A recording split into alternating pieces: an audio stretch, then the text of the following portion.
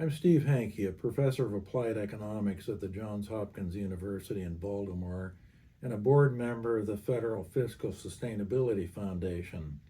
Today, October 22nd, 2025, I'd like to make a few remarks about the burden associated with government deficits and debt. To do that, I'd like to set the table. And before 1930, the attitudes towards deficits and debt were quite different than they are today. Back in those days, during wars or Great Depressions, deficits would be run and debts would be accumulated.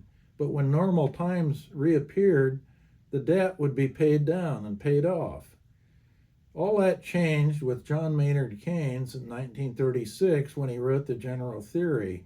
That's when the Keynesian Revolution began.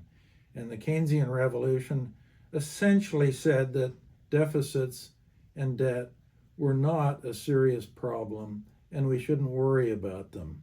But the fact of the matter is, deficits are nothing more than deferred taxes. They ultimately are paid for.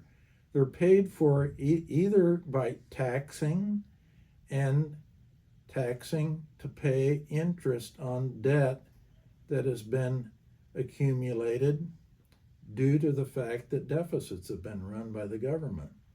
So today, for example, in the United States, we're being taxed and we're paying interest on debt that was associated with excessive expenditures that occurred in the past. And that interest is we're talking about big bucks here. The interest is the third largest line item in the budget after Social Security and Medicare. Then comes interest payments. So that's one way the deferred taxes associated with deficits are paid. The other possibility is that there'll be an inflation tax associated with the excessive spending and the deficits that have been run and excessive debt that has been accumulated. So how do we disarm the politicians who play Santa Claus with taxpayers' money and spend more than the revenues that they bring in? We have a constitutional convention under Article 5 of the Constitution. We can do that in the United States. And as late as 2017, we had 36 states that actually had applied for and requested a constitutional convention. And all you need is 2/3 of the states, 34, to invoke a convention and start one.